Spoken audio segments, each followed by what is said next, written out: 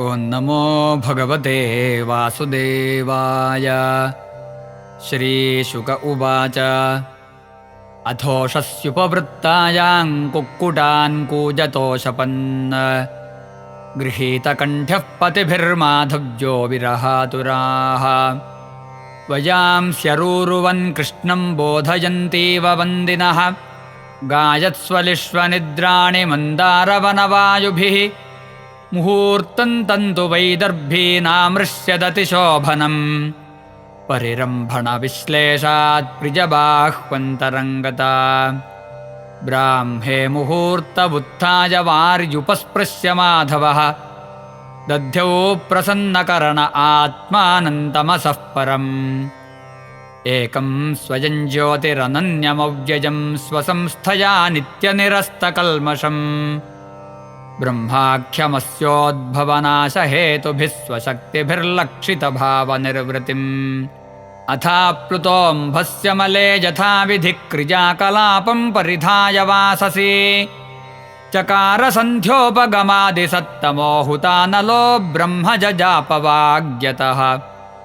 ಉಪಸ್ಥಾಯಾರ್ಕಮುದ್ಯಂತಂ ತರ್ಪಯಿತ್ವಾತ್ಮನಃ ಕಲಾಃ ದೇವಾನ್ ಋಷೀನ್ ಪಿತॄನ್ ವೃದ್ಧಾನ್ ವಿಪ್ರಾನಭ್ಯರ್ಚ್ಯ ಚಾತ್ಮವಾನ್ ಧೇನೂನಾಂ ರುಕ್ಮಶೃಂಗೀಣಾಂ ಸಾಧ್ವೀನಾಂ ಮೌಕ್ತಿಕಸ್ರಜಾಂ ಪಯಸ್ವಿನೀನಾಂ ಗೃಷ್ಟೀನಾಂ ಸವತ್ಸಾನಾಂ ಸುವಾಸಸಾಂ ದದೌರೂಪ್ಯಘುರಾಗ್ರಾಣಾಂ ಕ್ಷೌಮಾಜಿನತಿಲೈಃ ಸಹ ಅಲಂಕೃತೇಭ್ಯೋ ವಿಪ್ರೇಭ್ಯೋ ಬದ್ವಂ ಬದ್ವನ್ ದಿನೇ ದಿನೇ ಗೋ ವಿಪ್ರದೇವತಾ ವೃದ್ಧಗುರೋನ್ ಭೂತಾನಿ ಸರ್ವಶಃ ನಮಸ್ಕೃತ್ಯಾತ್ಮಸಂಭೂತೇರ್ಮಂಗಲಾನಿ ಸಮಸ್ಪೃಶತ್ ಆತ್ಮಾನಂ ಭೂಷಯಾಮಾಸ ನರಲೋಕವಿಭೂಷಣಂ ವಾಸೋಭಿರ್ಭೂಷಣೈಃ ಸ್ವೀಜೈರ್ದಿವ್ಯಸ್ರಗನುಲೇಪನೈಃ ಅವೇಕ್ಷ್ಯಾಜ್ಯಂ ತಥಾದರ್ಶಂ ಗೋವೃಷದ್ವಿಜದೇವತಾಃ ಕಾಮಾಂಶ್ಚ ಸರ್ವವರ್ಣಾನಾಂ ಪೌರಾन्तಃ ಪುರಚಾರಿಣಾಂ ಪ್ರದಾಪ್ಯ ಪ್ರಕೃತೇಃ ಕಾಮೈಃ ಪ್ರತೋಷ್ಯ ಪ್ರತ್ಯನಂದತ ಸಂವಿಭಜ್ಯಾಗ್ರತೋ ವಿಪ್ರಾನ್ ಸ್ರಕ್ತಾಂಬೂಲಾನುಲೇಪನೈಃ ಸುಹೃದಃ ಪ್ರಕೃತೇರ್ದಾರಾನುಪಾಯುಂಕ್ತ ತತಃ ಸ್ವಯಂ ತಾವತ್ಸೂತ ಉಪಾನೀಯ ಸ್ಯಂದನಂ ಪರಮಾದ್ಭುತಂ ಸುಗ್ರೀವಾದ್ಯೈರ್ಹಯೈರ್ಯುಕ್ತಂ ಪ್ರಣಮ್ಯಾವಸ್ಥಿತೋಗ್ರತಃ ಗೃಹೀತ್ವಾ ಪಾಣಿನಾ ಪಾಣಿಸಾರಥೇಸ್ತಮಥಾರುಹತ್ ಸಾತ್ಯಕ್ಯುದ್ಧವಸಂಯುಕ್ತಃ ಪೂರ್ವಾದ್ರಿಮಿವ ಭಾಸ್ಕರಃ ಈಕ್ಷಿತೋऽन्तಃ ಪುರಸ್ತ್ರೀಣಾಂ ಸವ್ರೀಡಪ್ರೇಮವೀಕ್ಷಿತೈಃ ಕೃಚ್ಛ್ರಾದ್ವಿಸೃಷ್ಟೋ ನಿರಗಾಜ್ಜಾತಃ ಸೋಹರನ್ಮನಃ ಸುಧರ್ಮಾಖ್ಯಾಂ ಸಭಾಂ ಸರ್ವೈರ್ವೃಷ್ಣಿಭಿಃ ಪರಿವಾರಿತಃ ಪ್ರಾವಿಶದ್ಯನ್ನಿವಿಷ್ಟಾನಾನ್ನ ಸಂತ್ಯಂಗಷಡೂರ್ಮಯಃ ತತ್ರೋಪವಿಷ್ಟಃ ಪರಮಾಸನೆ ವಿಭುರ್ಬಭೌ ಸ್ವಭಾಸಾ ಕಕುಭೋ ಬಭಾಸಯನ್ ವೃತೋ ನೃಸಿಂಹೈರ್ಯದುಭಿರ್ಯದೂತ್ತಮೋ ಯಥೋಡುರಾಜೋ ದಿವಿತಾರಕಾಗಣೈಃ ತತ್ರೋಪಮಂತ್ರಿಣೋ ರಾಜನ್ನಾನಾಹಾಸ್ಯರಸೈರ್ವಿಭುಂ ಉಪತಸ್ಥುರ್ನಟಾಚಾರ್ಯಾ ನರ್ತಕ್ಯಸ್ತಾಂಡವೈಃ ಪೃಥಕ್ ಮೃದಂಗವೀಣಾಮುರಜವೇಣುತಾಲದರಸ್ವನೈಃ ನ ನೃತುರ್ಜಗುಸ್ತುಷ್ಟುಭುಶ್ಚ ಸೂತಮಾಗಧವಂದಿನಃ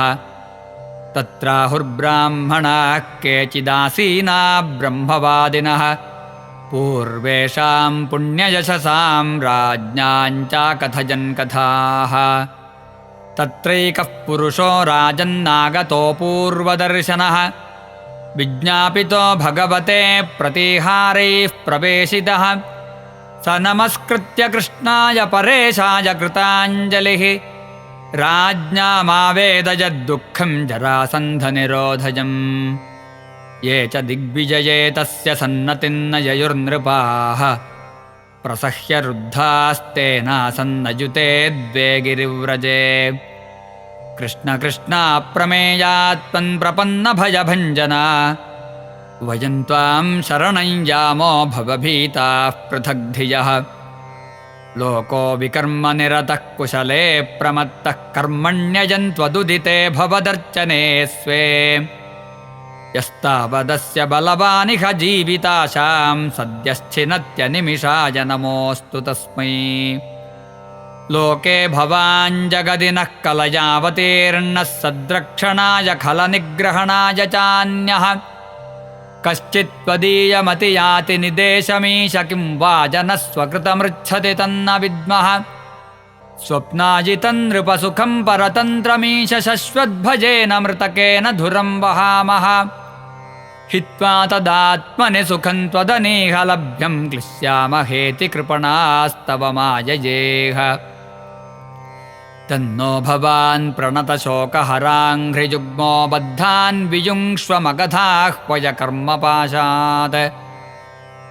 यो भूभुजोजुतमतङ्गजवीर्यमेको बिभ्रद्रुरोधभवने मृगराडिवावीः यो वै त्वयाद्विनवकृत्व उदात्तचक्रभग्नो मृधे खलु भवन्तमनन्तवीर्यम् जित्वा नृलोकनिरतं सकृदूढदर्पो युष्मत्प्रजारुजति नोजित तद्विधेः धूत उवाच इति मागधसंवृद्धा भवद्दर्शनकाङ्क्षिणः प्रपन्नाः पादमूलन्ते दीनानां संविधीयताम् श्रीशुक उवाच राजदूते ब्रुवत्येवं देवर्षिः परमद्युतिः बिभ्रत्पिङ्गजटाभारं प्रादुरासीद्यथा रविः तं दृष्ट्वा भगवान् कृष्णः सर्वलोकेश्वरेश्वरः ववन्द उत्थितः शीर्ष्णा ससभ्यः सानुगो मुदा सभाजयित्वा विधिवत्कृतासनपरिग्रहम् बभाषे सोनृतैर्वाक्ये श्रद्धया तर्पयन्मुनिम् अपि स्विदद्यलोकानां त्रयाणामकुतो भयम् ननु भूयान् भगवतो लोकान् पर्यटतो गुणः न हि ते विदितं किञ्चिल्लोकेष्वीश्वरकर्तृषु अथ पृच्छामहे युष्मान् पाण्डवानां चिकीर्षितम् श्रीनारद उवाच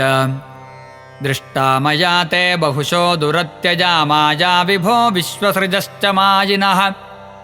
भूतेषु भूमुंश्चरतः स्वशक्तिभिर्वह्नेरिवच्छन्न रुचो न मेऽद्भुतम् तवेहितं कोऽर्हति साधु वेदितुं स्वमायजेदं सृजतो नियच्छतः यद्विद्यमानात्मतया वभासते तस्मै नमस्ते स्वविलक्षणात्मने